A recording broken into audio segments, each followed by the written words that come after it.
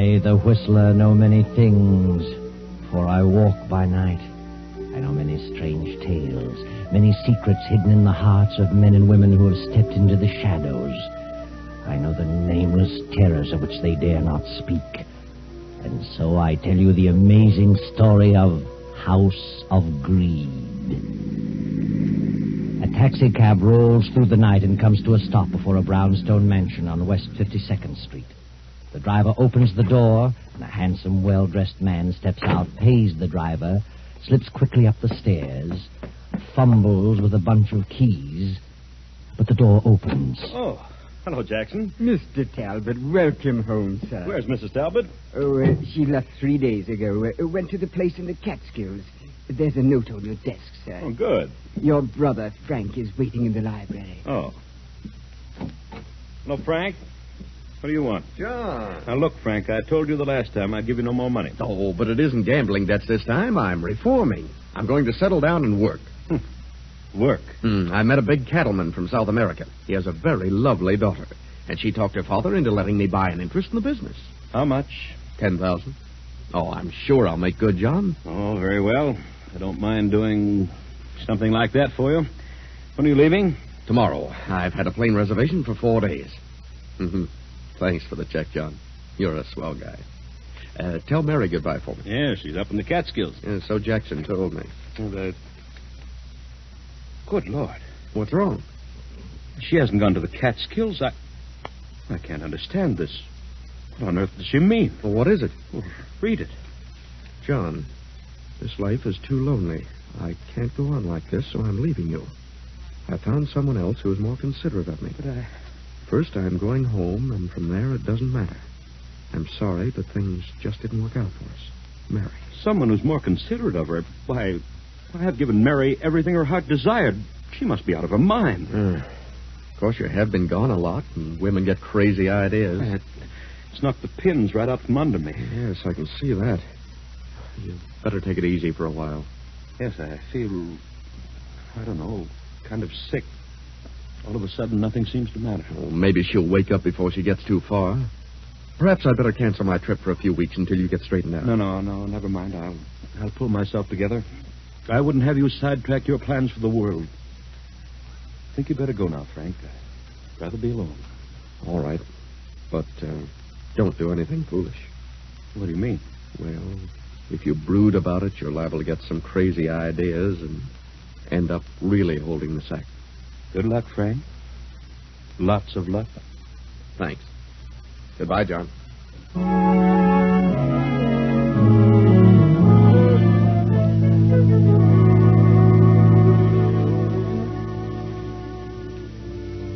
John sits for the remainder of the night staring over the top of his desk.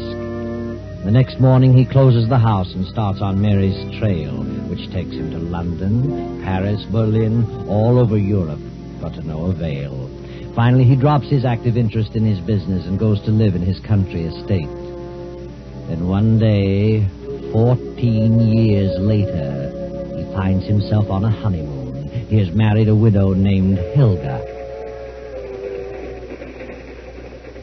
Well, John, dear, we got away without too much trouble. It does seem a bit silly, rice and honeymoons at our age.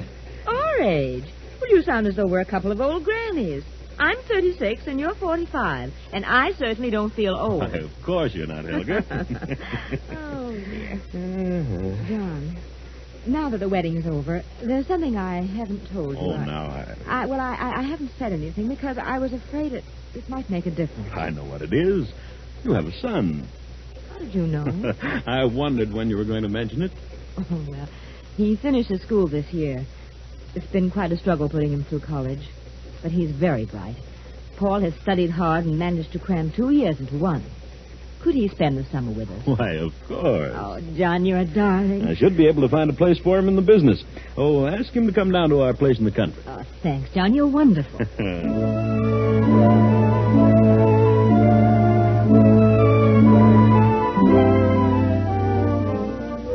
So Helga's son, Paul, came to spend the summer at the country place. And he stayed the next winter, and the following summer, and the next winter.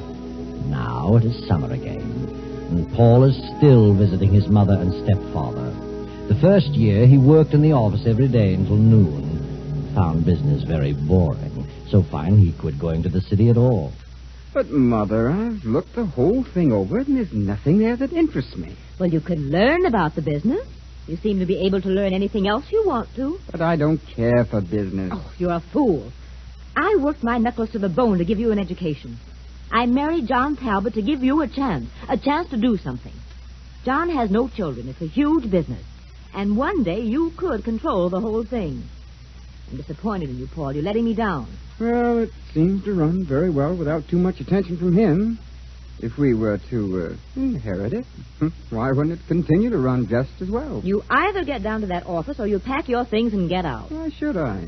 I'm perfectly satisfied. I'll tell John to make you go. And suppose I tell him what you just said? That you married him just to give me a chance? Married him for his money? You wouldn't dare. And suppose I tell him that you were never divorced from Father? That he's still down in South America, still wandering around trying to find a gold mine? If you dare open your mouth, I'll... Hello there. How are you, Helga? What's this I heard about South America? Oh, why, nothing, darling. Paul was just talking about someone he met from down there. Who do you know from South America, Paul? Fellow, I met him today. Were you in the city today? No, I was down the village. I didn't suppose you'd been out of the house today. What's his name? Why, I don't remember. I didn't think you would. You haven't been out of this house for 3 days. Paul, I think you're the laziest man I've ever met. All right. I'll start back to the office Monday. If that's what you and Mother want me to do, I'll do it. Why, I'm sorry I wasn't here for dinner, Helga. I was detained in town. Well, I have quite a bit of work to do. I'll be here in the library for 2 or 3 hours. Very well, John. I won't bother you. I'll go on upstairs. Besides, I want to have a little talk with Paul. Good night, dear. Good night, Helga.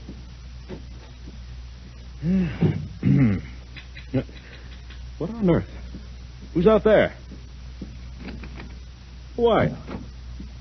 What do you want out there? May I come in? I want to talk with you. Well, why do you come to the library windows? Why didn't you ring the bell? I didn't want to cause a disturbance. Disturbance? What do you mean? May I come in?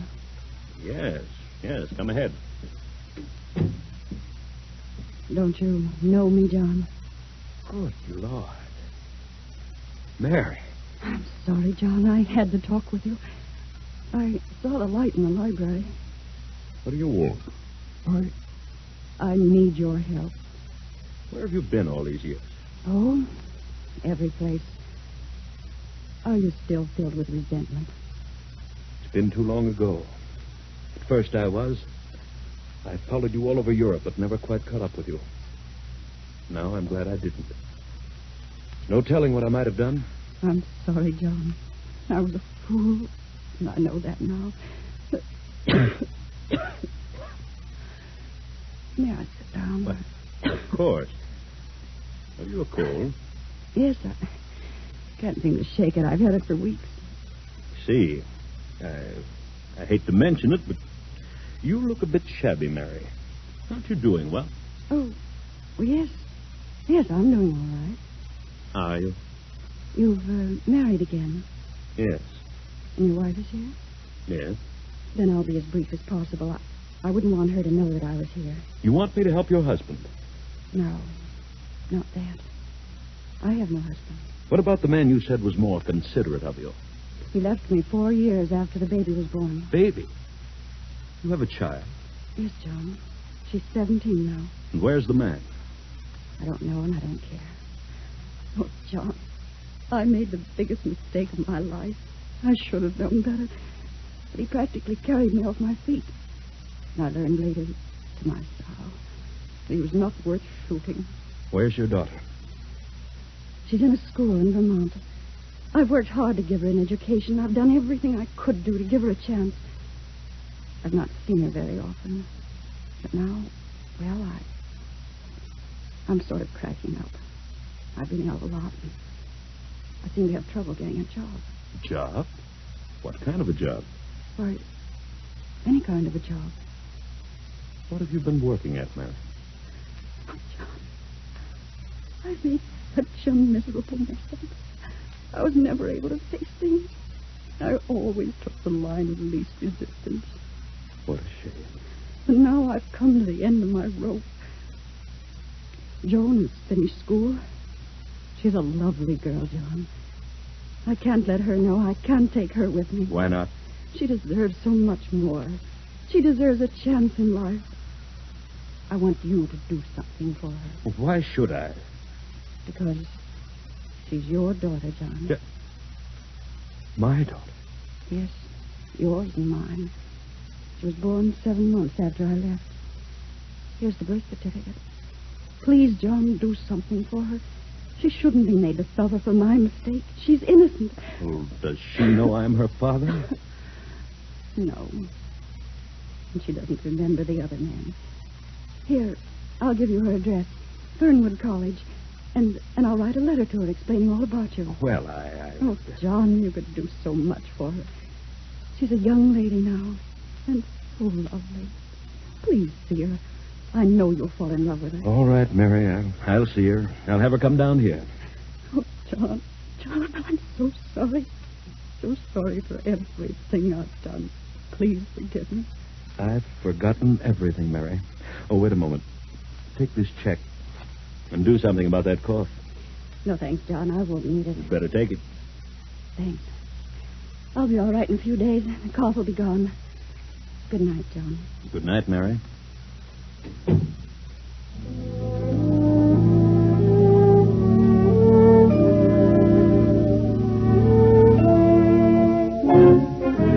If he brings this girl here, do you realize what it means, Mother? Yes? It's his own daughter. If he falls for her, if he likes her, he'll change his will and split the estate. She's entitled to it, isn't she? Now, why should she be? Strange girl he didn't even know existed. Popped up out of nowhere and cheats us out of half the estate. I know what you mean. We've been here for several years. You're his wife. It isn't fair. What would you do about it, Paul? I'd see that she didn't get anything. How would that be possible? Suppose she didn't like it here. Supposing that before John got attached to her, the things happened that would make her dislike everything here. If she runs away soon enough, he won't change his will. Perhaps you're right. And if she doesn't? Then maybe something could happen to John. And later, something could happen to the girl. But in any event, the will must not be changed. Where do you get such ideas?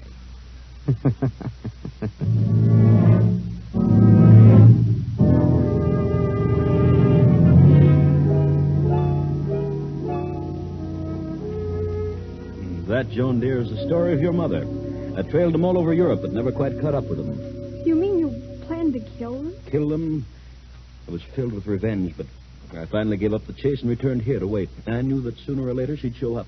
But it's been so long ago. Surely you've lost the desire for revenge by this time. Time heals many wounds, my dear. If you had caught up with them and satisfied your revenge, what good would it have done? Quite right, my dear, quite right. Tell me, have you no recollection of this man? You can recall nothing about him? Absolutely nothing. Remember, I was only 4 when he went away. And you do believe that I'm your father? What else am I to believe? Mother proved that with the birth certificate. Proved that I'm Joan Talbot, not Joan Evans, as I've always believed. Of course. And would you like to remain here? Why, yes, I think I would, Well, but there seems to be a doubt. Why do you hesitate? I don't know. From all the evidence, I belong here. I have a legal right, but... Well, I can't seem to find words to express it. Express what? From the moment I stepped in the door of this house, I've had a strange feeling. A cold, chilly sensation of fear. What, is it something you feel about me? Yes. You're afraid of me. No, I don't think so. Is it Helga? Well... Is it Paul? Oh, please don't ask me anymore. I don't know what it is. Well, what has Paul said to you? Nothing. No one said anything. It's just a premonition of evil. There's something wrong. Something horribly wrong in this house. Oh, you're imagining things, Joan. It's all in your mind. It will pass as suddenly as it came. You're young, Joan, impressionable, and you've suddenly found your life turned upside down. A new environment to which you've never become accustomed, but you'll get used to it. You're my daughter. I want you to have what you deserve, what is rightfully yours. I understand. And I'll try to overcome this feeling. Yeah, that's better. You're a lovely girl, Joan. An intelligent girl. I know I'm going to be very proud of you. Thank you. I think I'll go to bed now. Well, it is rather late. Good night, dear. See you in the morning.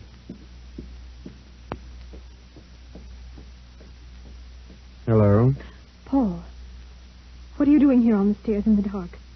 I wanted to tell you something. What? You're very, very beautiful.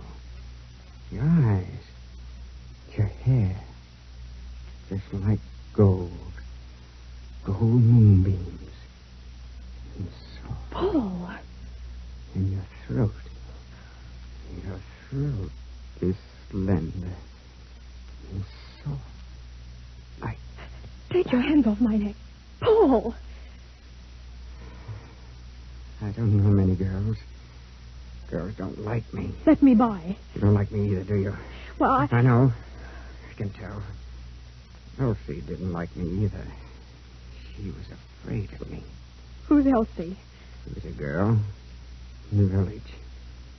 She worked here in the summertime. No one knows what became of her. What? I don't remember what happened to her. But her throat was slender and white, like yours. Let me by.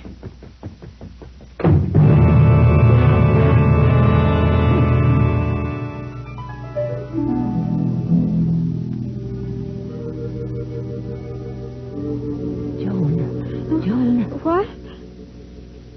Who's here? Who's in this room? Don't turn on the light. Helga. What do you want? I must talk to you. What about? You're not safe here. No one is safe in this house. You must leave at once. What do you mean? What's wrong? The house is wrong. It's filled with evil and hate. I know. Why do you stay? I can't leave. It's too late. But you must go at once. Do you mean that Paul? That's part of it. And what else? John. John? What about him? I can't tell you. But you must believe me. What about my father? He doesn't believe he is your father. And he's planning to get revenge on your mother through you. I don't believe you. I won't. Get away while you have a chance. No. I won't run from it. I'll face it, whatever it is. Very well. Good night, Joe.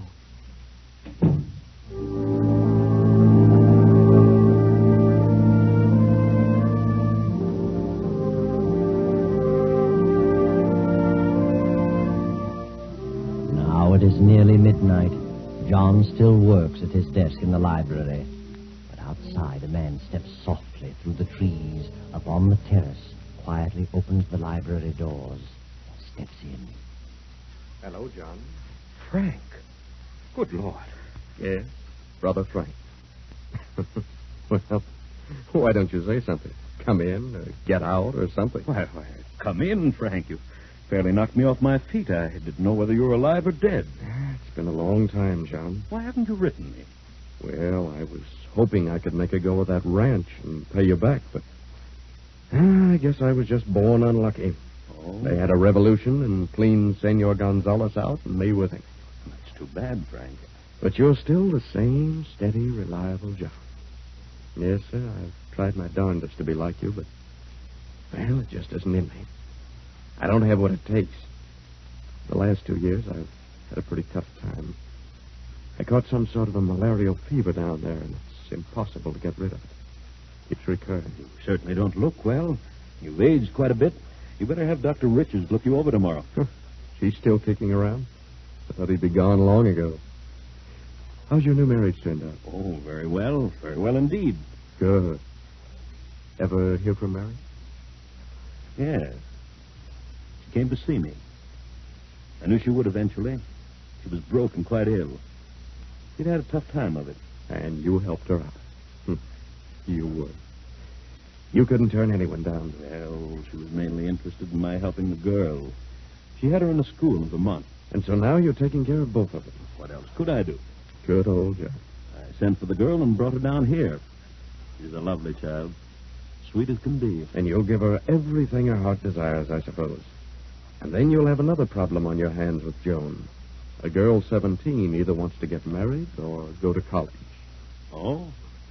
Well, I've decided that. Really? I'd like to send her to Wellesley. Good. Isn't every man who can have... Just a minute, Frank. I'll be right back. Well, what are you doing out here in the hall this time of night, Paul? Oh, well, Mother sent me down to see why you hadn't come up to your room. Oh. Well, tell her I'll be up in a few minutes. Yes, I'll tell her. My stepson, Paul. His mother thought I was staying up unusually late. Oh, well, I'll run along. Good heavens, it's after 12. When's the last train back to the city? 12 o'clock. You've missed it. Well, when's the next one? 5 a.m. Oh. Well, I suppose I'll have to wait for that. Can you put me up? Yes, of course, Frank. Oh, thanks. Wait a moment, Frank. I probably won't be up when you leave, so I'll give you this now. Oh, now, John, I didn't come here for that. Well, that is not exactly. No, you never have. Here you are, Frank. 1,000. And see Doc Richards first thing in the morning. And drop in at the office and let me know what he says. Thanks, John. I'm sorry to have to take this. I only wish that... Oh, forget it. We're not kids any longer. You're too old to learn new tricks now. Run along to bed, Frank. I'll see you tomorrow. Oh, take the guest room at the head of the stairs. Good night, John. See you in town at noon. Night, Frank.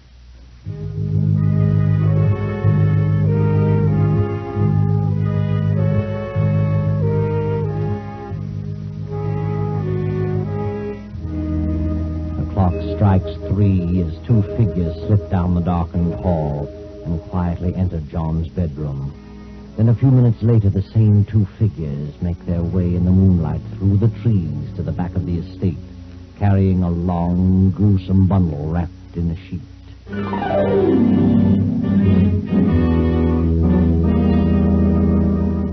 Now it is 3 nights later, and Joan, Helga, and Paul are in the library as Joan paces back and forth anxiously. But where could Father have gone? He didn't say a word about going out of town. Oh, maybe he doesn't want to come back. Why not? I don't know. Maybe he doesn't like it here. You should have listened to me. But you didn't say anything about... Well, you just mentioned me. Could it be a mistake? I just had a weird feeling of impending disaster. Something is wrong, I know. If I didn't belong here, if I could leave, I'd not stay another moment. Who knows what will happen next? I know. What do you know? I know what'll happen next. They always happen in twos.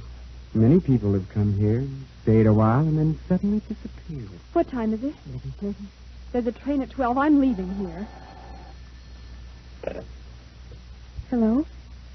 Yes, this is Joan Talbot. What? Good heavens, who? Where? Yes. Yes, I understand. Yes, I'll be here.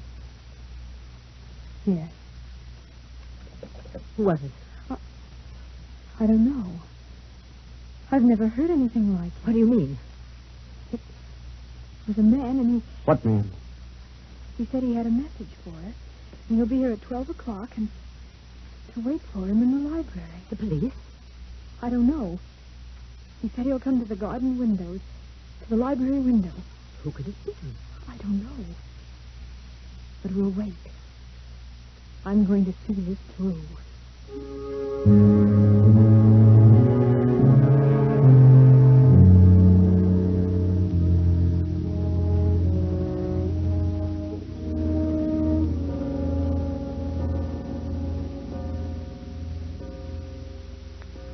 Here he comes. Through the garden. Who is it, Mother? I don't know. The lights. Why did you turn out the lights? I turned them out so we could see outside. Who is he? I don't know. He's up on the terrace.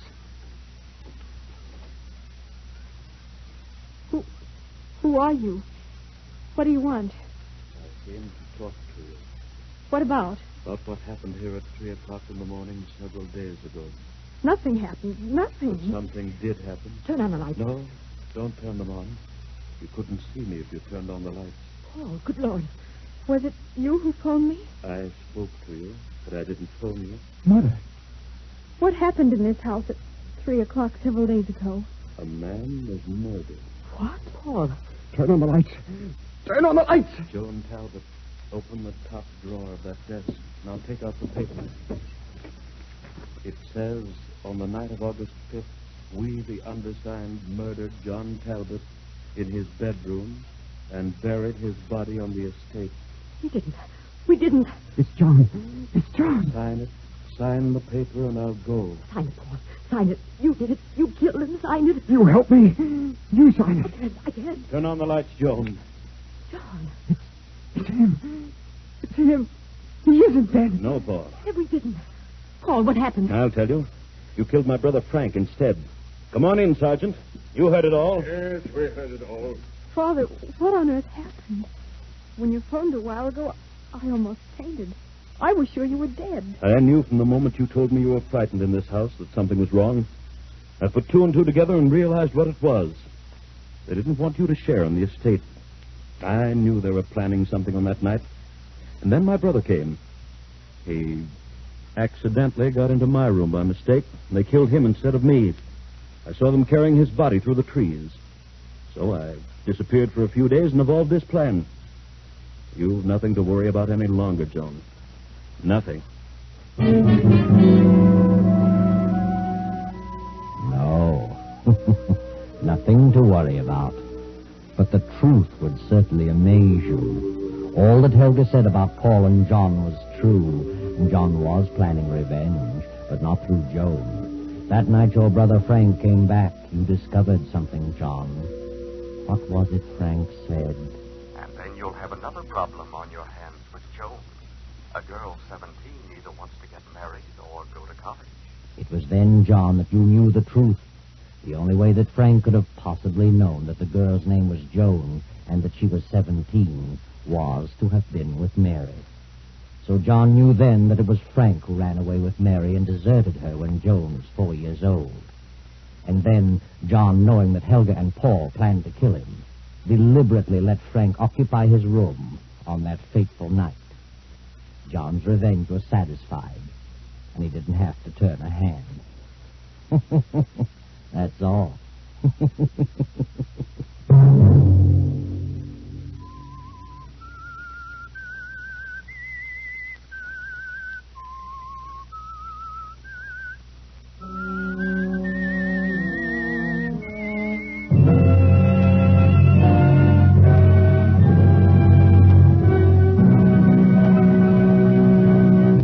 CBS has presented The Whistler.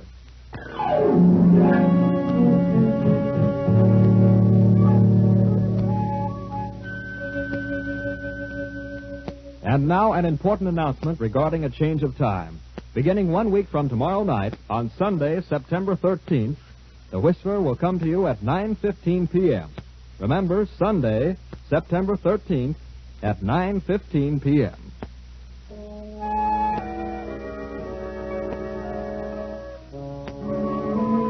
Original music for this production was composed and conducted by Wilbur Hatch. The Whistler is written and directed by J. Donald Wilson and originates from Columbia Square in Hollywood. This is the Columbia Broadcasting System.